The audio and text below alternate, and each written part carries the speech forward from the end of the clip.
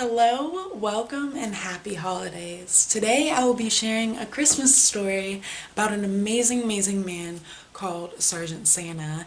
And this happens to be a true story, and it starts when I was about 5 years old. Enjoy. So, I was adopted at the age of 5.5. So of course everything was really new to me. And around my very first Christmas, my new brothers decided to tell me that Santa does not come to our house. And of course, big brothers being who they are, they wanted to get a reaction out of me because that's what brothers do. The reasoning was because my family actually celebrated Jesus, not Santa, so they were nervous about how I'd actually take the fact that Santa was not coming to our house. But I, however, replied to my brothers saying, "Duh, he comes and gives us toys at the rec center."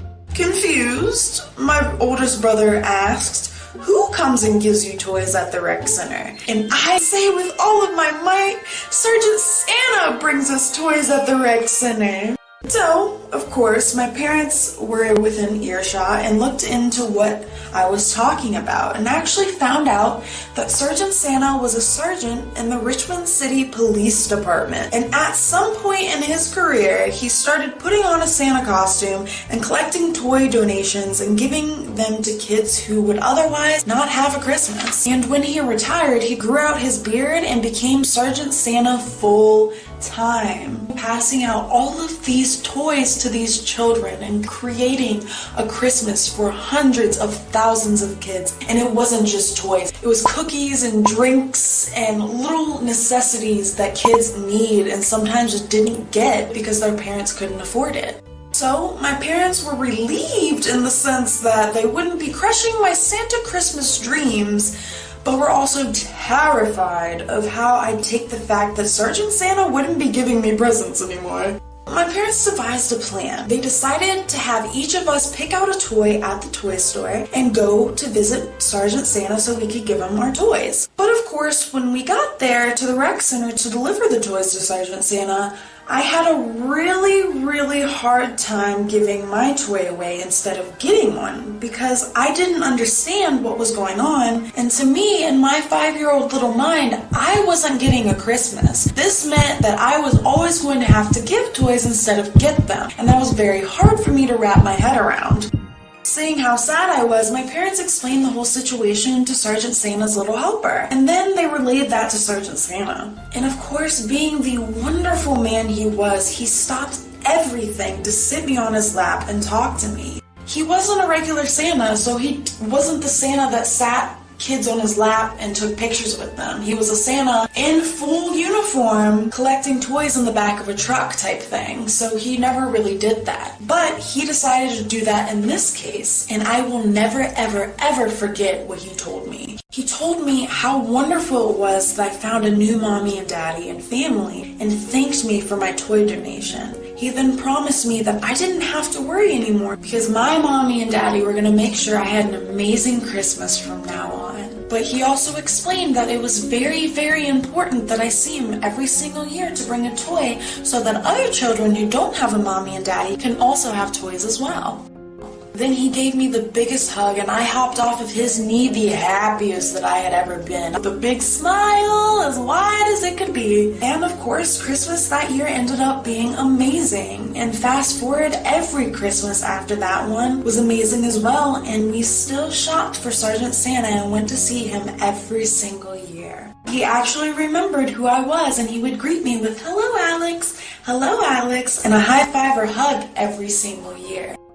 Now, I took being Sergeant Santa's helper very seriously. I felt as if Santa had crowned me a head elf, okay? So, when my parents took me to our neighborhood Christmas bonfire with Santa and cookies for the very first time, I saw no difference between Sergeant Santa and Mr. Bonini, who was the neighborhood Santa who would dress up for us at that bonfire. So I went up to him and I sat down right next to him because to me, I was his head elf, and we already went way back, so there was no explaining to be done. I mean, of course, I'm sure my mom introduced me to him so that he wasn't confused, but I mean, I would sit there and pass out candy canes to all the kids he would take pictures with and listen to what they wanted for Christmas, and I would hang out with Santa all night long. I would even fetch him cookies and hot cocoa or cider if he wanted it. We would just chat,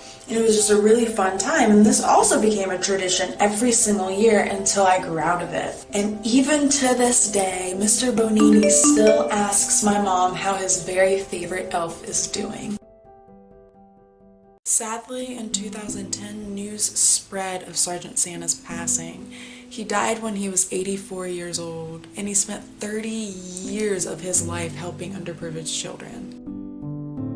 As I've gotten older, I've realized that there isn't a lot of information on him, so I felt that I needed to tell his story. Upon creating this video, I learned even more about him than I previously knew and was floored with how amazing he was and how he started this to begin with. The Sergeant Santa tradition started in the 70s when Sergeant Dueling decided to grow out his beard for an undercover mission. And of course, his canny appearance to Saint Nick caught the attention of a sporting goods company, and what they did is they tried to get him to appear on a television commercial to portray St. Nicholas. Sergeant Dueling, aka Sergeant Santa, declined this offer at first simply because he didn't think it would be worth it. However, he then got to thinking that this could actually do some good. So what he did is he actually conjured up a deal with the sporting goods company. He said that if they gave him equipment, free equipment, for underprivileged children, then he would do the commercial, and so he did. And although he looked the part of Santa, he didn't exactly enjoy it at first until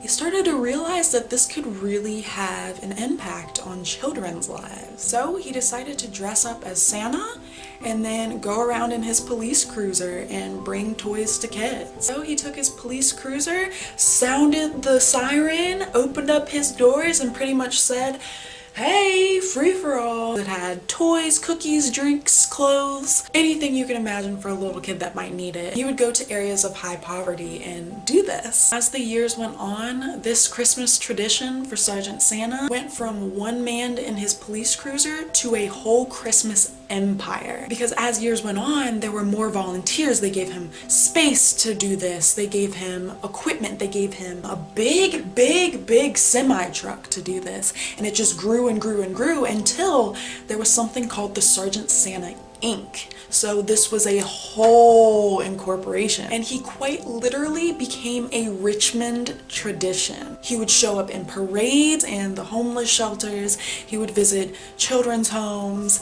and do everything he could to bring joy and smiles to these kids that were underprivileged and didn't have anything. Sergeant Ricky Dooley, aka Sergeant Santa, not only impacted my life, but he impacted the life of hundreds of thousands of kids. So this video is in memory of Sergeant Santa, and it is also to thank every single last one of those true Santas out there, like Sergeant Santa, like Mr. Bonini, and like many others who have helped kids and inspired kids to be who they are today. So I thank every single one of you Santas out there. If you're watching this right now, what you do is amazing, and these kids need you. So with that being said, I wish you guys happy holidays. And from my family to yours, I hope you have a wonderful week. Mwah.